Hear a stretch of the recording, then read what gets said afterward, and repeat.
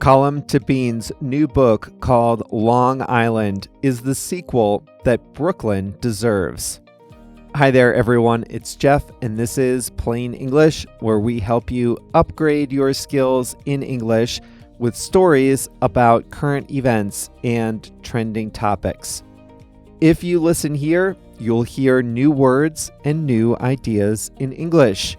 And after you listen, the fun continues at plainenglish.com, where you can read the transcript, take a quiz, do the exercises, and talk about what you learned. Each Monday and Thursday, we tell a new story. And today's story is about a book. Actually, it's about two books. They are Brooklyn and Long Island by the Irish writer Colm Tóibín. Brooklyn came out in 2009 and was made into a movie. Long Island was released earlier this year. In this episode, I will talk about the plots of both stories, but I will not reveal any dramatic secrets. If you've been waiting to read Long Island, and if you want to go in fresh, you might want to skip this episode and listen after you read it. But for most of you, I think you'll enjoy this episode, and hopefully some of you will be inspired to read one or both of these. So that disclaimer is out of the way. What else? Yes, the expression today is make ends meet. This is episode number 735. So JR has uploaded the full content to plainenglish.com/735. Before we start today's story, I'd just like to remind you that the podcast is just one part of how we can help you upgrade your English skills. At plainenglish.com, you can make faster progress with active learning strategies. You can take quizzes, do activities, listen to the fast version of the audio, watch video workshops, practice what you learn, and even join a live call with JR and me. It's all about helping you build your skills to become a better, more confident English speaker. Sound good? Go to plainenglish.com to start your free 14-day trial today. Now, let's jump into today's story.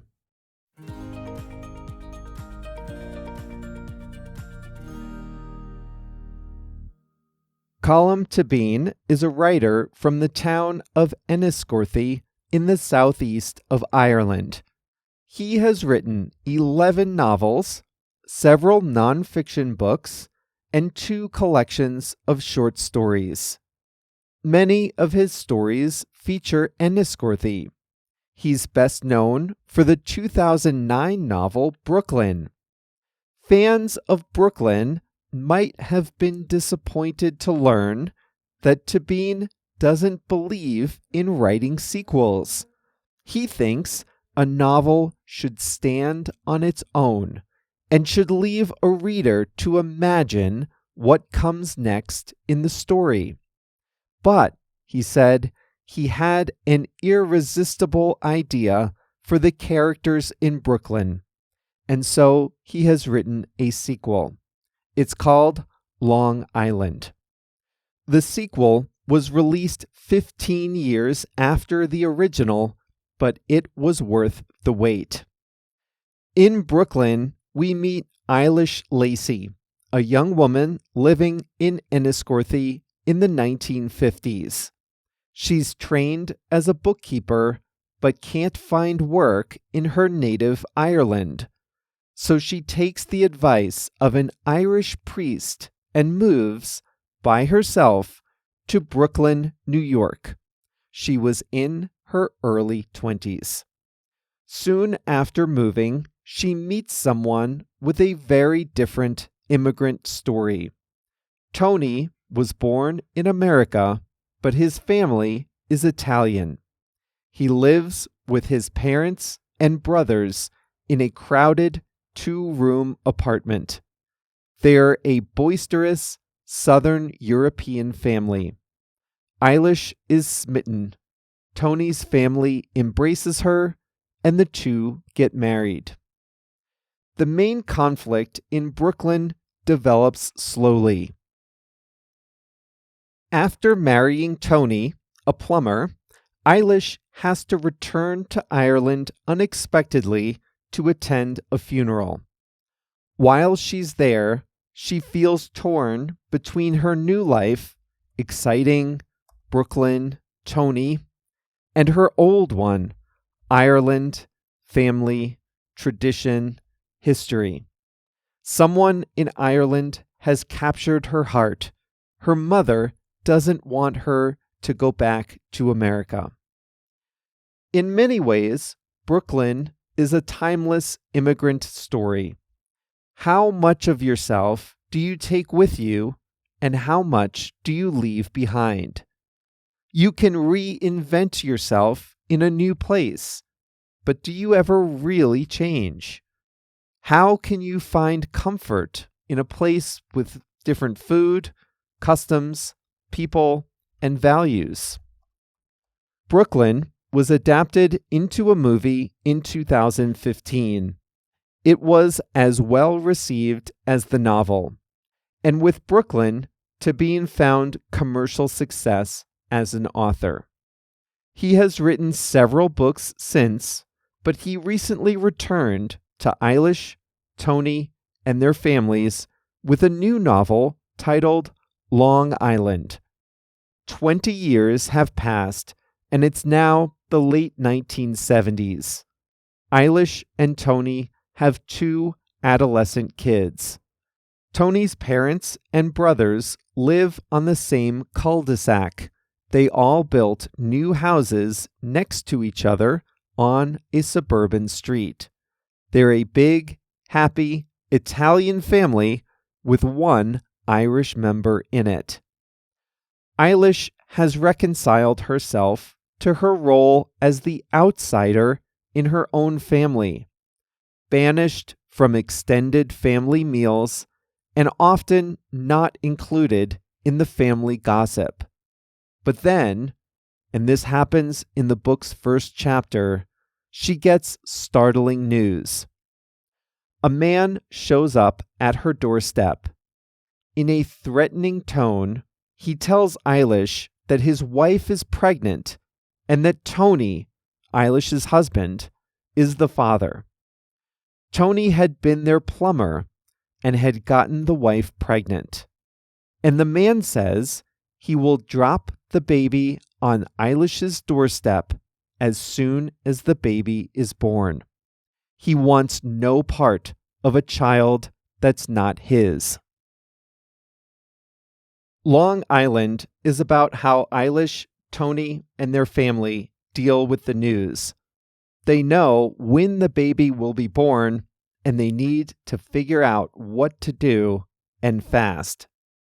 Fed up with the drama of Tony and Tony's family, Eilis returns to Ireland, where she's met with the drama of her own family and her own past. Brooklyn told the story of a young person making the immigrant journey.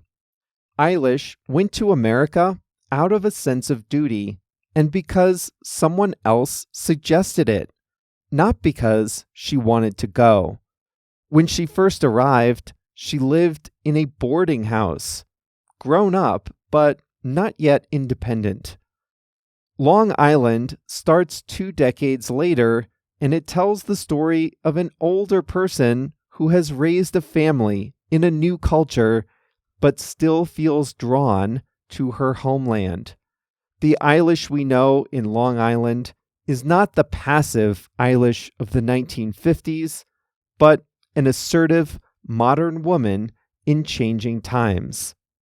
She stands up to her father-in-law in an argument about the Vietnam War, and then is disinvited from the family meals after that. Instead of feeling bad or apologizing for having an opinion, as she once might have, she relishes her independent time away from the family. Brooklyn, the first novel, was about Eilish's life, thoughts, and experiences. Long Island gives us a view into the thoughts and interior worlds of three characters: Eilish, her childhood best friend Nancy, and her one-time love interest Jim. This approach helps us see how the three characters interact with each other and what their motivations are. There is some good drama in the plot of Long Island, but the narrative really shines when we learn the thoughts and emotions of the three main characters. Through their thoughts, we, as readers, join them as they contemplate how different their real lives are from their desires, the tragedy of bad timing, and the unanswerable questions of what might have been.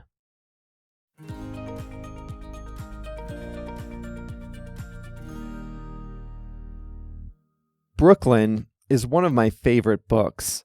I remember reading it soon after it came out, and I just absolutely loved it.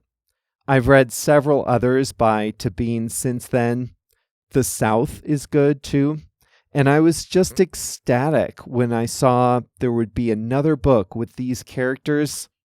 Well, ecstatic but a little worried. Whenever I see a sequel, I always wonder if it will be as good as the original. And I'm telling you, these are both excellent. You don't need to read Brooklyn to understand Long Island, but it helps. I read Long Island in just a few days. The first day I picked it up, I read about half of it, and then I read the rest over the next couple of days. I think you can read it in English. The prose is very direct and accessible. Of course, there are going to be some vocabulary words for you, but these are both great books that I think you should be able to read in English. But if you don't want to, both are already translated into multiple other languages. Again, they are Brooklyn and Long Island by Colm Tóibín.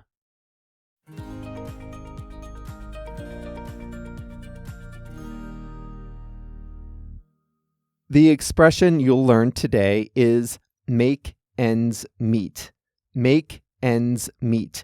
This originally appeared in episode 347. It was about the movie Nomadland. I highly recommend that movie if you haven't seen it. Nomadland is about people who live in their RVs, recreational vehicles. They don't have a permanent house or apartment. They live in their RVs and travel from place to place. And the amazing thing about the movie is that many of the actors were not professional actors. They were real people who really do live this lifestyle. And one of them moved into her RV to make ends meet. And then she starred in a movie. So that's the context, and that's why I chose Make Ends Meet in episode 347. So now you're set up. Here's how to use the expression make ends meet.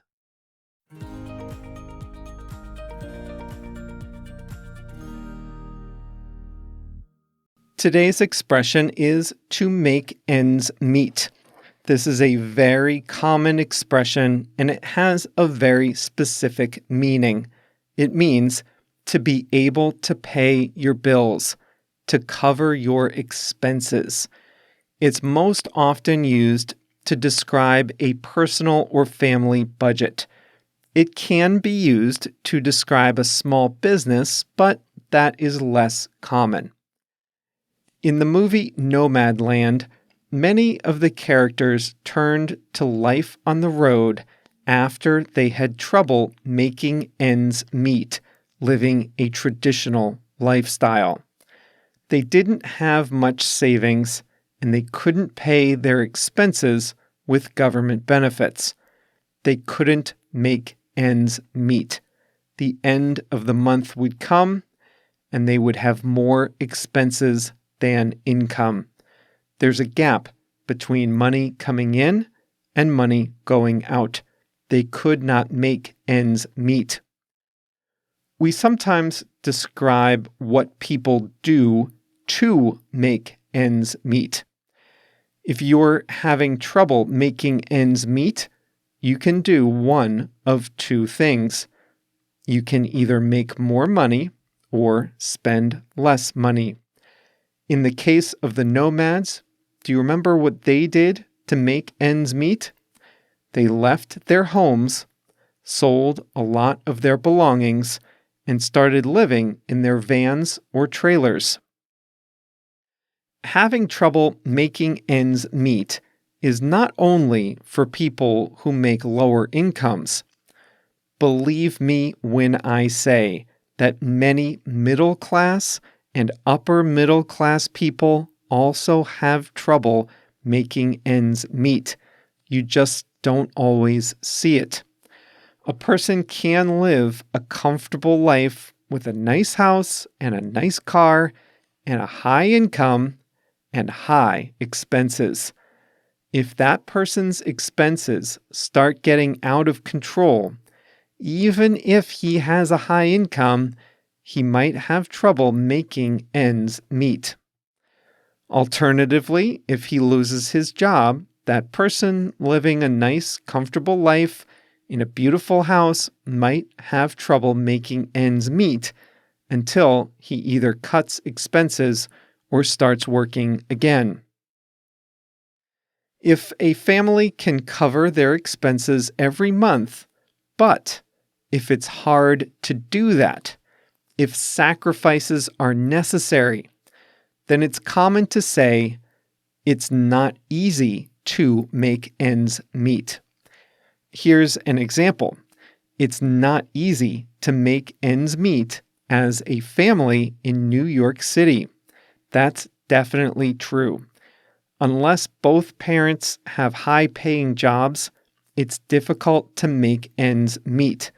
Rent in New York is extremely high. Everything is more expensive. You can make a lot of money in New York if you work in finance or the arts or media. But salaries in traditional middle-class professions like teachers, police officers, nurses, and similar jobs, those salaries are not very high compared to the cost of living. If you're in a family with one teacher and one nurse and 2 kids, it can be very hard to make ends meet in a place like New York or San Francisco. That doesn't mean you're poor. It just means it's difficult to cover a family's expenses on 2 middle-class salaries in a place like New York. I lived in New York for 3 years in my early 30s. I had a good job, and I wouldn't say I had trouble making ends meet when I lived there. However, if I had kids on my salary, I certainly would have had trouble making ends meet. And that's why so many people leave big cities when they start to have kids. It's just easier to make ends meet in the suburbs. That's all for today's episode of Plain English. I read tons of books, but I think this is the first time I've dedicated an episode to a work of fiction. We've talked about nonfiction books before, but this might be the first novel we've talked about, if my memory is correct. Well, remember, this was number 735, so the whole episode is at plainenglish.com/735. See you back here on Monday.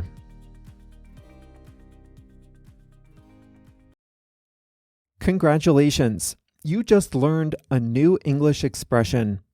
But do you feel ready to use it in the real world? Just how confident are you? What if you could take a quiz to confirm your understanding? And what if you could write your own sentence using the expression you just learned and get human feedback from an expert English speaker? Believe it or not, we offer exactly that at plainenglish.com. Every time you learn an expression with Plain English, you can write your own example using that expression. And then an expert English speaker, that's me, an expert English speaker will read your example and give you personal feedback on how to improve. In other words, you can make all your mistakes with us in a friendly, supportive environment. And then you'll be an expert when you use the expression out in the real world. If that sounds good to you, then go to plainenglish.com and start your free 14-day trial.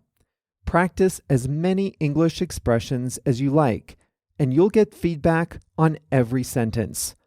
Go to plainenglish.com to start your free 14-day trial today.